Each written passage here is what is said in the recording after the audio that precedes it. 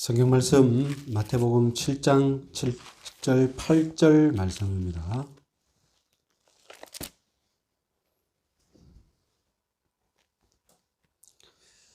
같이 읽겠습니다.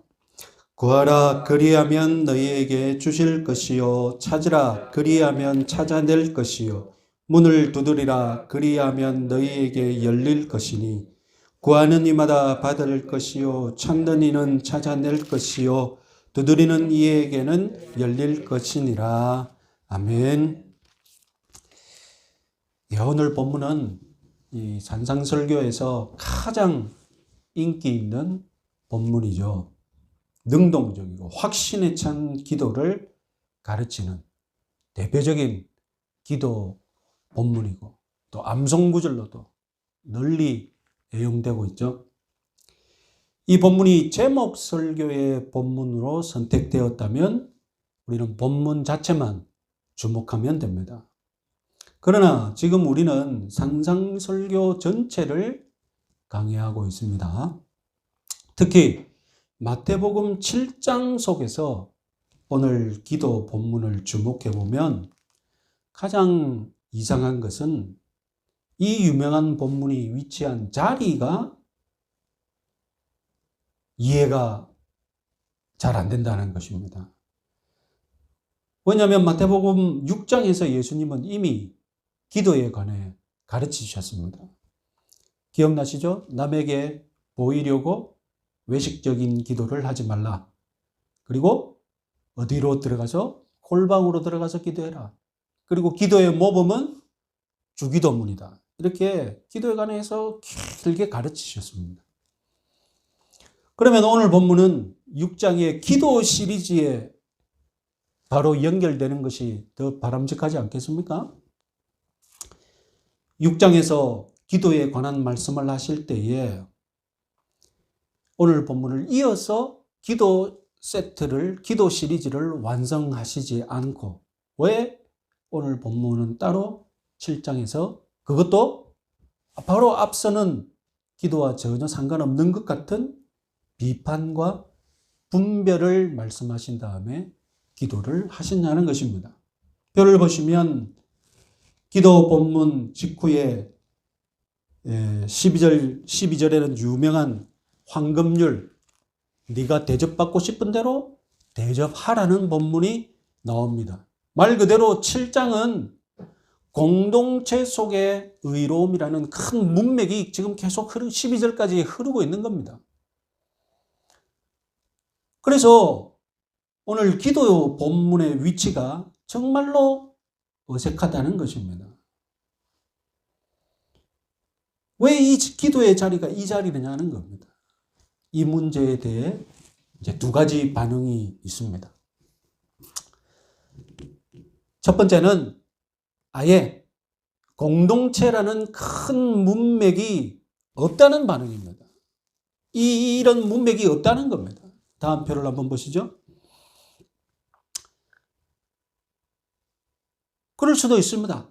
산상설교를 이제 7장에서 슬슬 마무리하면서 이제 앞에서 쭉 이어왔던 주제와는 상관없이 그동안 다루지 않았던 많은 주제들을 무작위로 다룰 수 있습니다.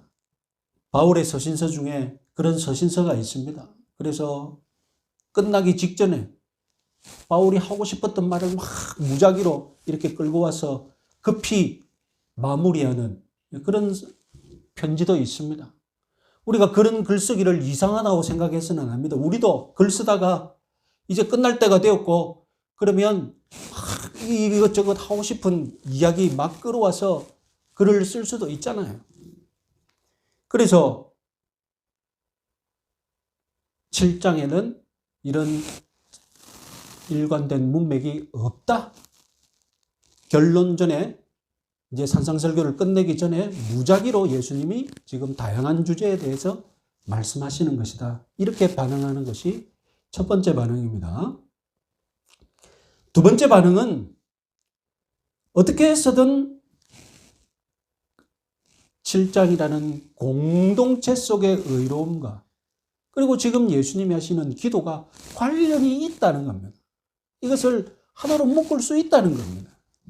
왜냐하면 기도는 개인의 과제일 뿐만 아니라 개인만 해야 할 것이 아니라 공동체도 해야 할 공동체의 과제도 된다는 것입니다. 어디 기도문 중에 예수님이 기도를 명령하실 때에 단수만 네 혼자만 기도해라 그렇지 않았다는 겁니다.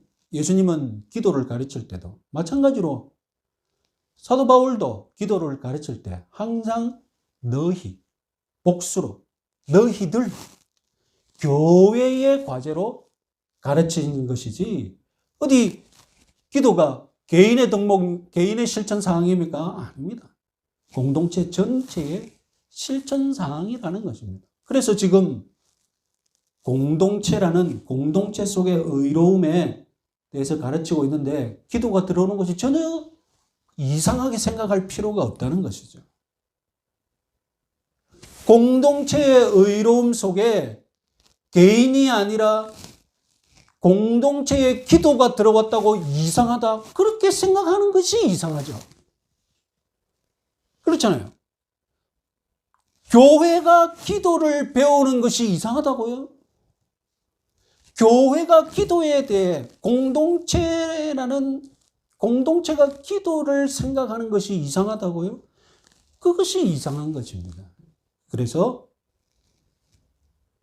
두 번째 반응은 공동체의 의로움이라는 전체 문맥이 7장에 있고 그리고 이 공동체의 의로움 속에 공동체가 배워야 할 기도, 공동체가 해야 할 기도에 대해 예수님이 가르치신다는 것입니다. 저도 이 두 번째 의견을 찬성합니다. 7장과 6장에는 예수님의 의도적인 글쓰기가 분명하게 있습니다. 다음 표를 한번 보시면 6장과 7장이 얼마나 의도적으로 쓰였는지를 잘 보여주고 있습니다. 예수님은 6장과 7장에서 동일하게 먼저 명령하고 다음에 비유 1, 2, 비유 두 가지를 드신 다음에 그리고 격려를 하십니다. 그래서 6장에서는 하늘에 보물을 두라 명령하고 다음에 성한 눈 나쁜 눈 비유 1 이어서 하나님과 재물 비유 2 그리고 마지막에 하늘 아버지가 너희를 먹이시고 입히신다 격려하셨습니다. 7장에서도 마찬가지입니다. 7장에서도 예수님은 먼저 비판하지 말라 그리고 들보와 티 비유 1 그리고 다음에 개와 돼지 비유 2 그리고 이제 7절부터 하늘 아버지가 너희들의 모든 것을 공급하신다. 그러니 안심하라 이렇게 또 격려하시는 것입니다. 이런 구도를 보고 어떻게 무작위라고 말씀할 수 있겠습니까?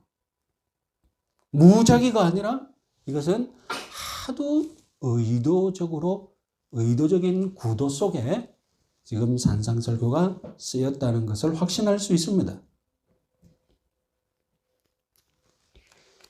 여러분 7장에서 지난 시간에 말씀드렸다시피 교회에서 신앙생활하는 것 이건 쉽지 않은 일입니다. 이상적으로 관대하게 사랑으로 우리는 비판하고 비판도 받아들이고 또한 개와 돼지를 분별하고 멀리해야 하는데 이런 이상적인 교회 공동체 생활이 절대로 쉽지 않다는 겁니다. 그래서 수많은 성도들이 교회에서 낙심하여서 개와 돼지한테 물려서 상처받고 그래서 가난한 성도로 교회 안 나가는 성도로 지금 신앙생활하고 있지 않습니까?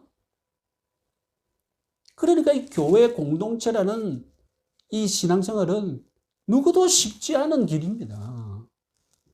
그래서 그런 어려운 공동체 생활을 어떻게 하라는 것입니까?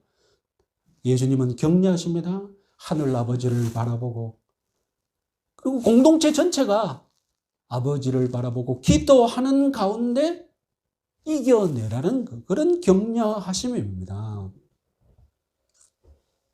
6절까지 비판과 분별에 관련해서 예수님이 말씀하셨지 않습니까? 그 이어서 기도해라고 합니다. 여러분, 우리가 비판과 분별하기가 쉽습니까? 비판과 분별하기 전에 뭘 해라는 겁니까? 기도해라는 것입니다. 야고보서 1장 5절 말씀 한번 읽어보겠습니다. 너희 중에 누구든지 지혜가 부족하거든 모든 사람에게 후히 주시고 꾸짖지 아니하시는 하나님께 구하라. 그리하면 주시리라. 그러면 유대인들의 기도 제목에는 기본적으로 지혜를 구하는 기도가 항상 자리 잡고 있었습니다. 특히 교회 생활하는데 우리도 지혜가 필요하죠. 한 사람을 비판하고 그리고 내가 그 비판을 받아들이고 교회에 다 천사만 모인 것이 아니라 개와 돼지 같은 그런 사람도 모여있는데 그들을 분별하고 그들을 대하고 처리하고 조심하는 그 모든 일에 무엇이 필요합니까? 기도가 필요합니다. 하나님이 지혜를 주셔야 돼요. 그래서 예수님이 우리에게 뭐같이 지혜로우라고요? 뱀같이 지혜로워라 하지 않습니까? 뱀 같은 지혜를 하나님께 얻어야 돼요. 우리 모두 기본적으로 사람과 사람 사이에 얼마나 서툽니까? 나는 선의를 가지고 행동한다고 해도 내 선의가 100% 전달될 수만큼 내가 지혜롭지 않잖아요. 내 선의는 100이지만 내 입을 거치면 이상하게 50으로 떨어지는 사람이 있어요. 그거 어쩔 거예요? 내가 그런데 내 선의 100%를 충분히 표현하지 못하면 우리 다 서툴어요. 내 선의를 200% 뻥튀겨서 보여준다. 그건 사기꾼이죠. 그건 사기꾼의 기질을 가지고 있는 사람이에요. 우리 모두 다 그렇지 않아요. 우리 모두 다 서툴기 때문에 내가 100의 마음을 먹어도 항상 내가 표현하면 2% 부족하고 최선을 다해도 2% 부족한 것 같아요. 지혜가 필요하다는 거예요. 지혜가. 우리 모두 뱀같이 지혜롭고 비둘기같이 순전한 마음으로 서로 비판을 주고받고 온유한 심령으로 범죄한 형제를 바로잡아야 하는데 그게 쉬운 일이 아니라는 거예요. 그게 기도 없이 불가능하다는 겁니다. 기도가 없다면 그건 서로 주고받는 싸움밖에 되지 않고 하나님과 나 사이는 무식해도 됩니다. 하나님과 나 사이는 내가 기도를 거꾸로 해도 하나님은 바로 알아들으세요. 그런데 사람과 사람 사이에는 내가 말을 잘못하면 내 선의가 악의로 전달되어 버리는 거예요.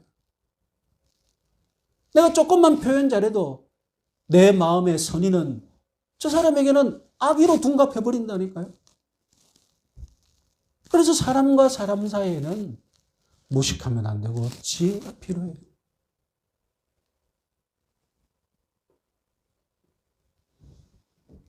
매일 형제 자매를 위해 이웃을 위해 하나님 내가 뱀같이 지혜로운 사람이 될 수 있도록 우리 모든 공동체가 기도해야 된다는 거예요. 전 성도들의 기도 제목이 뭐냐? 매일 오늘 내가 뱀같이 지혜로워서 하나님 내 선의를 100% 선의로 전달할 수 있는, 선의로 보여줄 수 있는 지혜를 주십시오. 여러분, 공동체가 분쟁에 휩싸이는 원인 무엇입니까? 각 개인의 필요와 욕망이 다 다르기 때문입니다. 예배당을 지을 때는 성도들이 한 마음으로 무리해서라도 우리 교회만 크게 짓자. 그렇게 욕망을 하나로 모으면 아무 문제 없어요.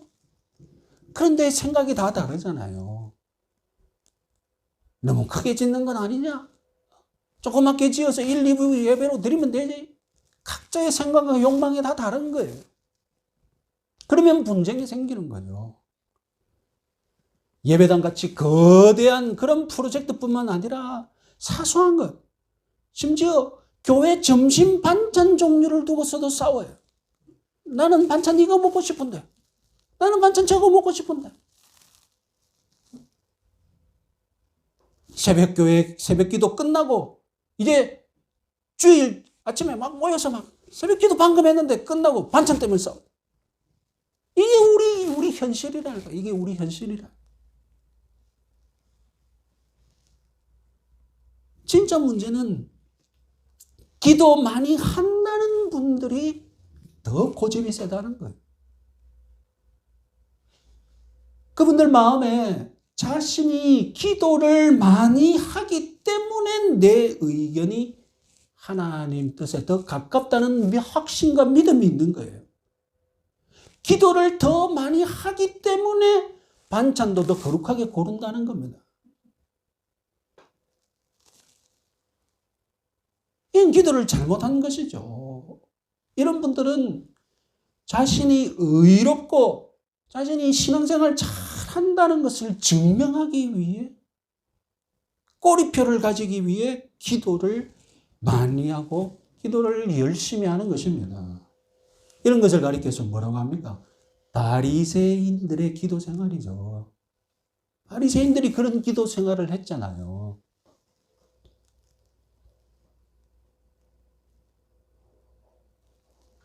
바리새인들의 기도 생활을 하면 어떻게 되느냐? 바리새인들의 기도 생활을 하면 새벽기도 제일 열심히 하시는 분들이 교회 분쟁에 제일 행동대장으로 나서는 거예요. 교회가 싸우면 행동대장들이 나오는데 그 행동대장이 누구냐? 새벽기도 제일 열심히 하시는 분들이에요. 자기가 나가야 거룩한 전쟁이 되니까. 오죽하면 목사님들이 새벽기도 가장 열심히 하는 성도가 목회에 가장 큰 걸림돌이 된다고 그런 말까지 하시겠습니까? 자, 여러분, 지금 우리의 주제가 무엇입니까? 예수님이 공동체 안에서 의로움을 가르치고 계시는데, 공동체의 의로움을 가르치고 계시는데, 느닷없이 기도를 넣으셨다는 것입니다. 공동체의 의로움과 공동체의 기도를 우리는 지금 생각해 보아야 합니다.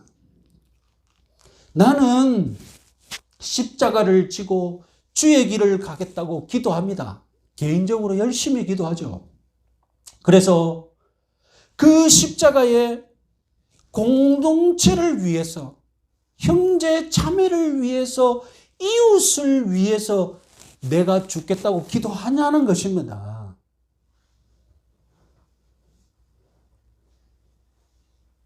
내가 매일 기도할 때마다 이웃을 섬기기 위해서, 이웃 앞에서, 형제 자매 앞에서 내가 죽기 위해서 기도하냐는 것입니다.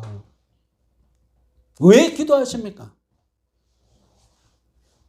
내가 지고 가는 십자가 뒤로 형제 자매들, 심지어 목사까지 따라오게 만들기 위해서 기도하는 것 아닙니까? 십자가는 내가 죽기 위해 올라가는 것입니다. 그래서 십자가를 질 때에 비로소 하나님께서 영광을 얻으시는 그런 것인데,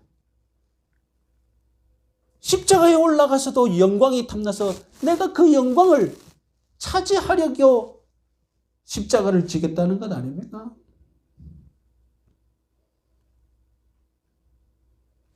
기도 시간에는 십자가에 올라가서 내가 죽겠다고 기도하고서 기도 끝나면 십자가에서 내려와서 십자가를 들고 나를 따르라.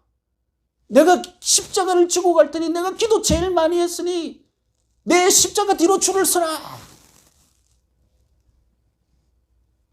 너는 왜 안 따라와? 기도도 안 하는 것. 기도하는 나를 따라와야지.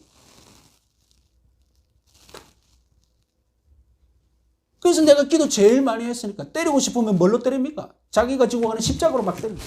이 못된 것들. 십자가가 무기가 되는 거예요. 십자가가.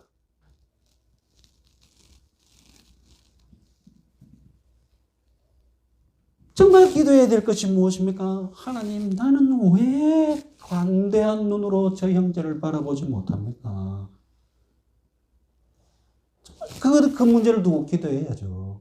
하나님, 왜 내 눈에는 못된 것만 보입니까? 왜 내 눈에는 꼬투리 잡을 것만 보입니까? 내 눈이 이상한 건 아닙니까? 하나님. 하나님, 왜 내 눈은 칭찬할 것이 안 보이고 욕할 것만 보입니까? 이런 기도를 해야 한다는 것입니다. 십자가 앞에서. 십자가 앞에서.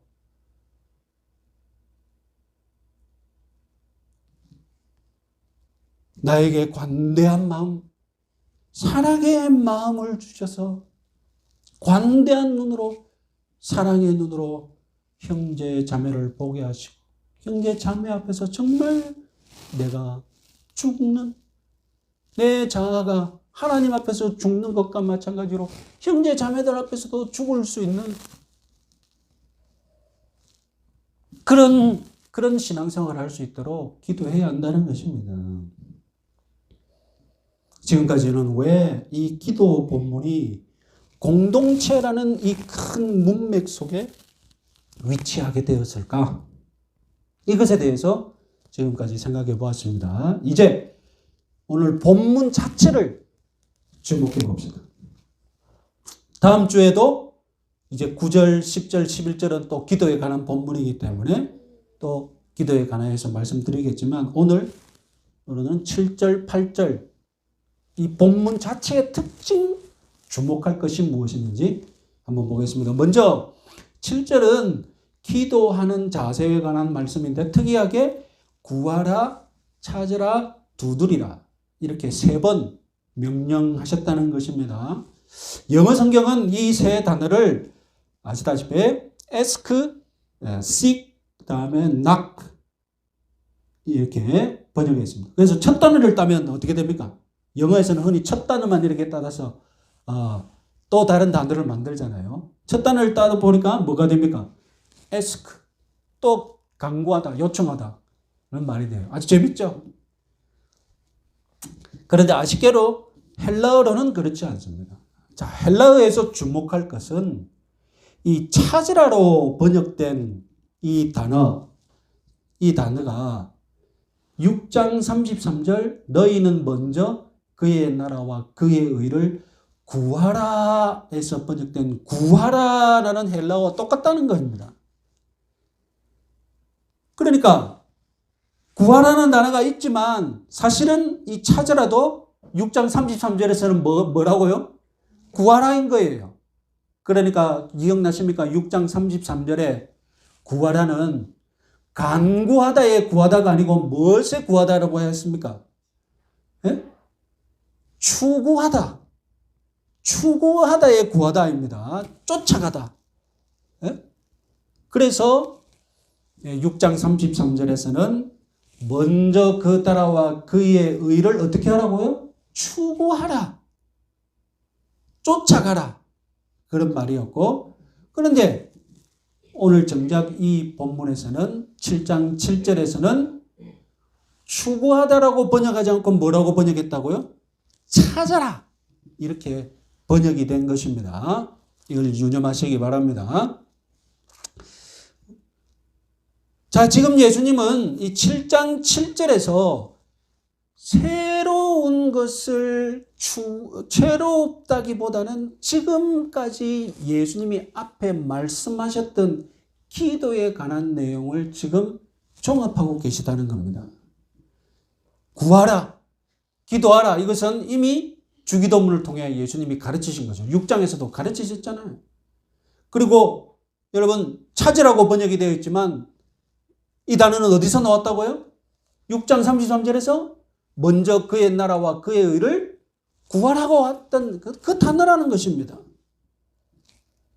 자, 6장에서 예수님이 기도에 가르치신 것은 가만히 생각해 보면 골방에 들어가고 중언부언하지 않는 기도 그리고 주기도였습니다. 공통점은 무엇입니까? 공통점은 역동성이 없다는 것입니다. 6장에서 강조된 것은 골방, 은밀한 곳, 은밀한 중에 중언부언하지 마라. 그러니까 이 모든 공통점이 6장에서의 기도는 역동성이 없는 거예요. 그래서 정말로 기도를 역동성이 없는 행동, 정말로 조용하고 골방에서만 해야 할 행동으로 오해할 수 있어요. 그래서 예수님은 7장에서 구하라. 그 다음에 무엇을 추구하셨습니까? 예? 추구하라, 쫓아가라, 찾으라. 역동적으로 쫓아가는 행동 또한 기도다라고 추가적으로 지금 말씀하시는 것입니다. 주일만 예배 드릴 것이 아니라 평일에도 우리가 삶의 예배를 드려야 한다고 우리가 배우듯이 기도도 골방에서 조용히 기도할 것이 아니라 내 일상생활에서 하나님 나라와 의를 쫓아가고 추구하고 그런 삶의 기도도 있어야 한다는 것입니다. 골방에서 하나님 나라가 임하기를 기도했다면 골방을 나와서는 하나님 나라를 내가 추구하고 쫓아가야 돼요. 기도한 대로 역동적으로 살아야 한다는 것입니다. 골방에서 사랑을 위해 기도했다면 골방을 나와서는 관대한 눈으로 형제를 바라봐야죠. 골방에서 십자가를 위해 지겠다고 기도했다면 골방을 나와서는 정말로 내가 손해보더라도 십자가를 져야죠. 조금 손해본다고 나 안 해. 그게 십자가를 방금 지겠다고 기도한 사람의 행태입니까? 십자가를 지는 것은 죽기까지 가고 하는 거잖아요. 방금 기도하고 나왔는데 10,000원짜리 하나 손해본다고 나 안 해?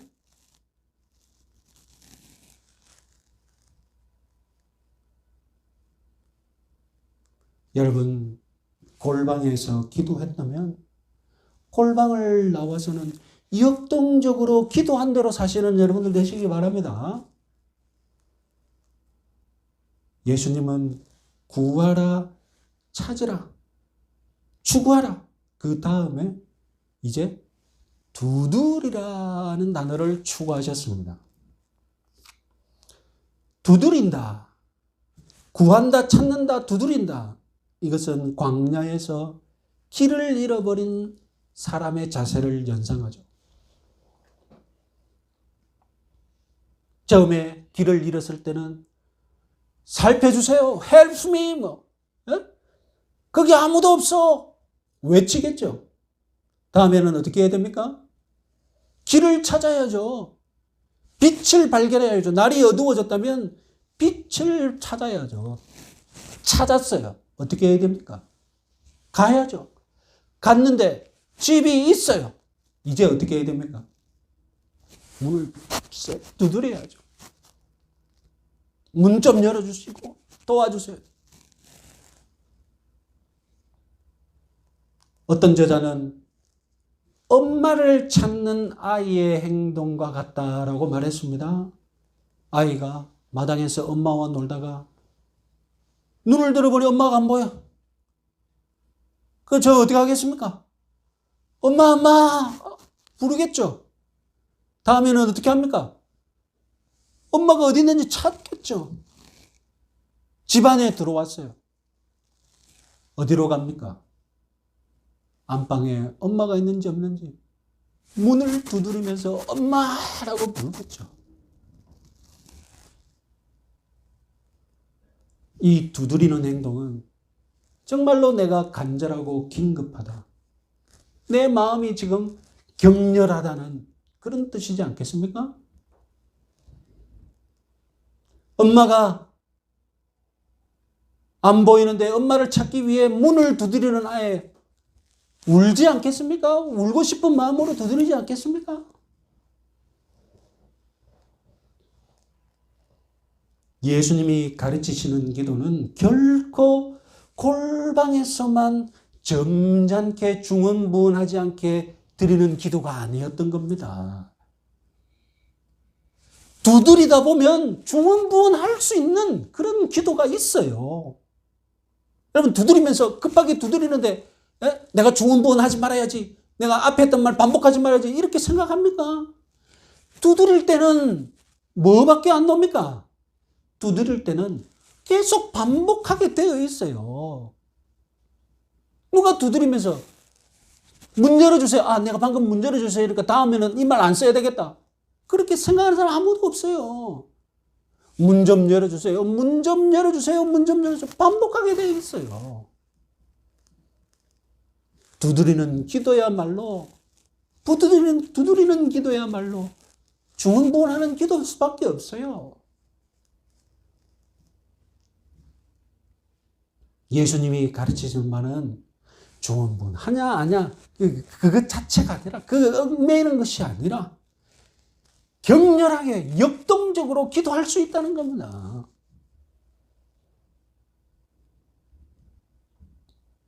이처럼 강렬하게 기도 생활을 하라는 것입니다.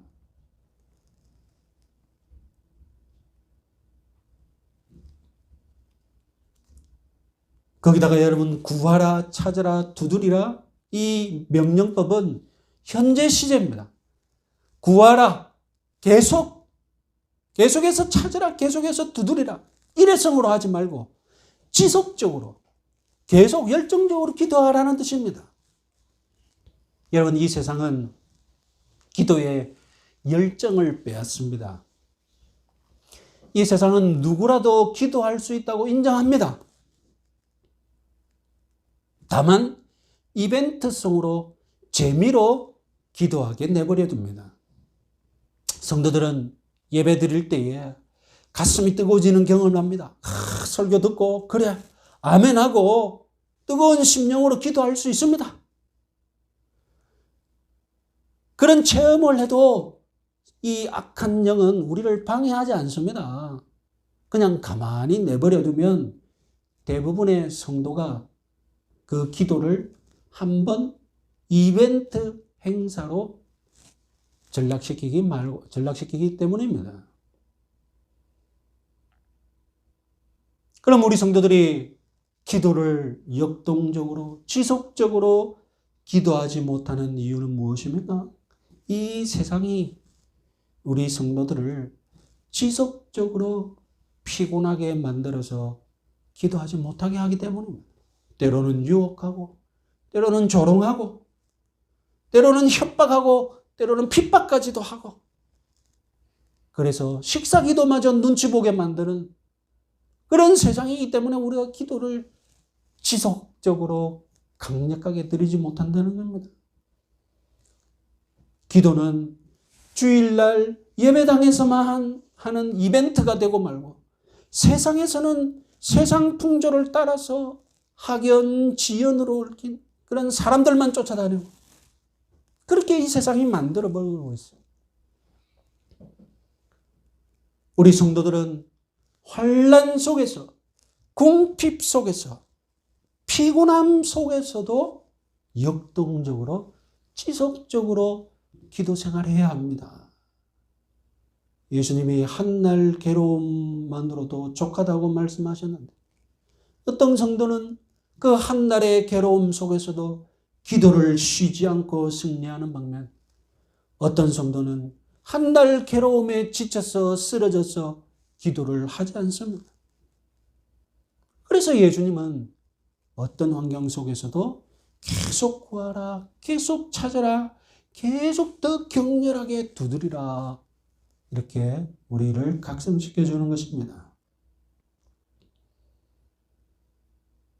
우리들이 이렇게 연약하기 때문에 7절에서 기도는 명령입니다. 명령은 내가 지키지 않아도 억지로라도 복종해야 하는 것입니다. 그런데 흔히들 기도는 하나님과의 대화라고 하지 않습니까? 그렇다면 억지로 명령으로 대화한다고요? 어울리지 않죠. 대화는 좀 자연스럽고 좋은 분위기 속에 해야 하는 것이 바람직한 것이 대화하지 않습니까? 그러면 자발적인 마음으로 하는 기도가 바람직한 것을 지금 하나님은 모르시고 무조건 우리에게 강압적으로 기도해라는 것입니까? 더 결정적인 것은 우리가 하나님과 대화를 원할 때, 우리가 기도하고 싶을 때 기도해라고 하나님이 배려해 주시고, 하나님이 그렇게 우리에게 너희들이 기도하고 싶을 때 나와 기도하자, 나에게 기도하라고 가르치신다면 무슨 일이 벌어질까요? 우리가 만약 자발적인 마음이 들 때 기도해야 한다면 우리는 거의 기도하지 않을 것입니다. 우리 마음에 과연 자발적으로 기도하고 싶은 마음이 그렇게 여러분 쉽게 끌어오릅니까?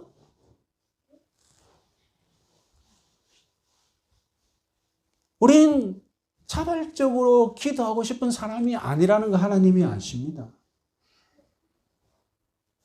그래서 하나님은 기도해라고 명령하십니다. 그래서 하나님은 우리의 기도를 들으실 때 어떤 준비를 하고 계시느냐? 우리의 기도를 들으실 때 하나님의 자세가 무엇이냐? 저놈은 원래 나와 대화하기를 별로 즐겨하지 않는데 억지로, 정말로 억지로 이 자리에 나왔다. 지금 기도하는 저 사람은 원래 자발적으로 기도하고 싶은 마음이 아는데 지금 주위 형편이 너무 안 좋으니까 기도라도 한번 해보자는 나오는 심령으로 나왔다는, 하나님은 그런 마음을 다 들을 준비를 하고 우리와 대화를 들으신다는 것입니다. 물론 하나님과 기도하고 싶은 마음에 끌어서 하나님께 기도한다면 하나님이 그 기도를 들으실 때 얼마나 좋아하시겠습니까?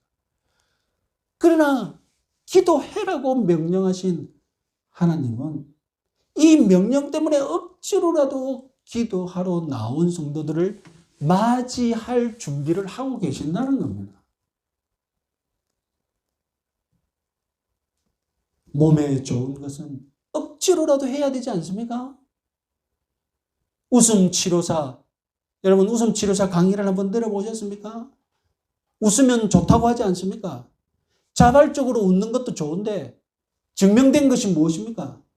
억지로라도 웃으면 좋다는 것이 증명되었어요. 자발적으로 기도하면 좋겠죠. 억지로라도 기도해도 하나님이 기뻐하신다는 것 믿으시기 바랍니다. 마지막으로 여러분, 오늘 응답에 관한 단어들의 특이한 점을 주목해 봐야 되겠습니다. 우리말은 헬라어 문법을 정확하게 표현하기에 어려운 점이 있습니다. 7절을 보시면 응답에 관한 단어들은 모두 미래 수동으로 기록이 되어 있습니다. 누가 응답해 주는지는 언급이 안 됐죠. 이제 이런 글쓰기 스타일 익숙하시죠? 수동인데 누가 해주지는 생략이 되어 있어요. 유대인들이 하나님의 이름을 입에 담지 않기 때문이죠. 그래서 유대인들은 하나님이 하시는 경우 하나님을 밝히지 않고 그리고 수동으로 표현합니다. 그래서 하나님의 수동태입니다. 그런데 여러분 8절의 응답의 경우 7절과는 조금 다르게 얻는 것과 찾는 것은 현재 능동으로 기록이 되었고 여는 것만 미래 수동으로 기록이 되었습니다. 7절하고 확연하게 다르죠. 만약에 두 개의 현재 능동의 응답, 한 개의 미래 수동의 응답, 이것에 무슨 뜻이 있을까요? 뜻이 있다면 문자적으로 오해의 소지가 없도록 잘 한번 생각을 해봐야 되는데요. 저는 의미가 있다고 생각합니다. 첫 번째 무슨 의미가 있느냐?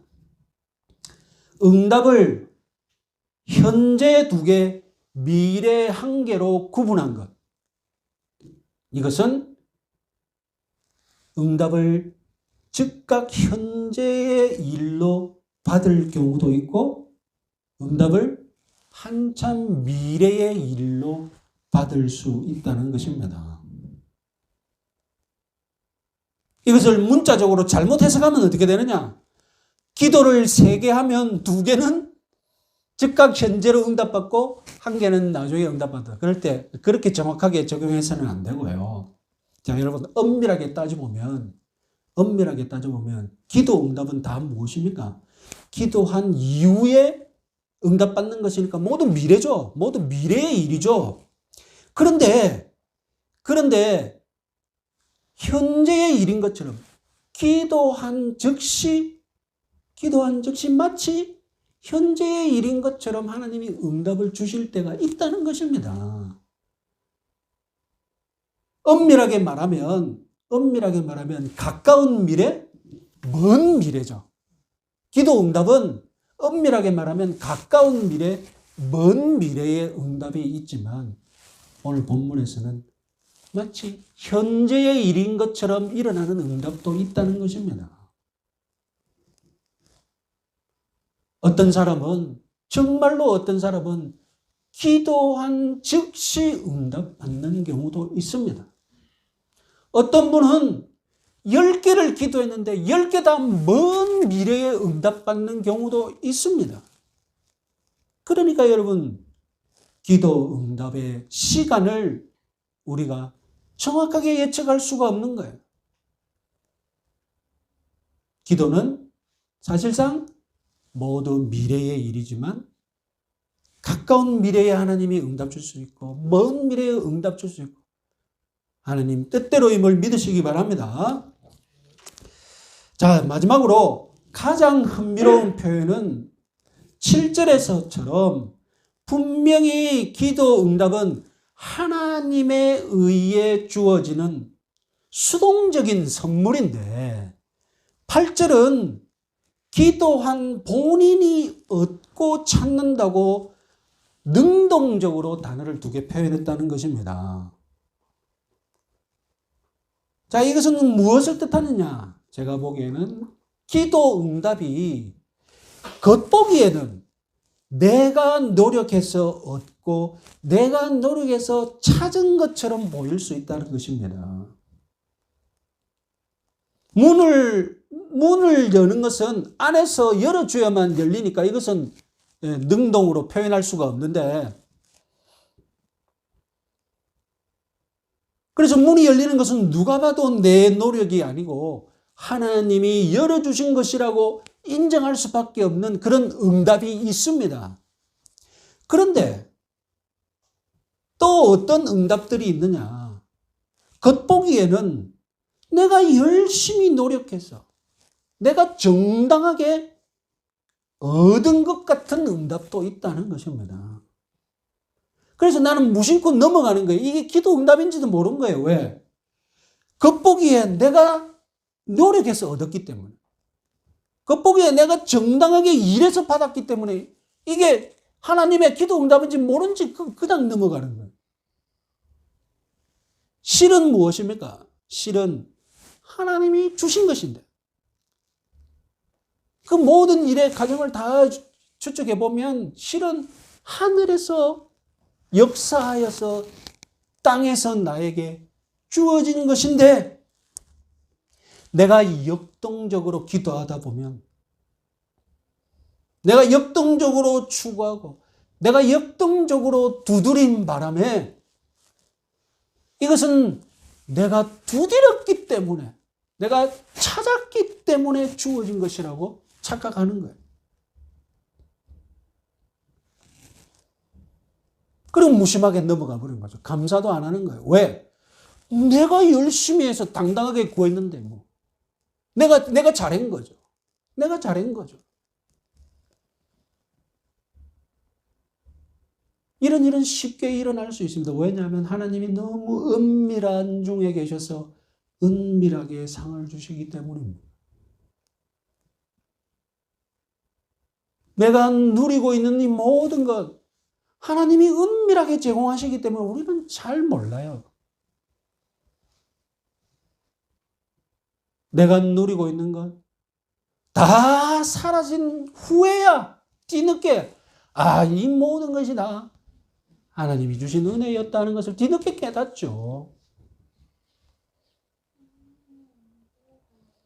여러분 지금 내가 얻고 누리고 있는 모든 것 하나님께서 선물로 은혜로 주신 것임을 믿으시기 바랍니다.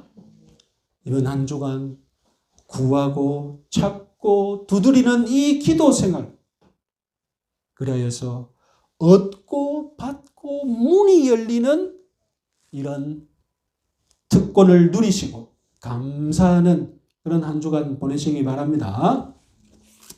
찬송가 369장 찬송하시겠습니다. 준비하시는 음악으로 하겠습니다.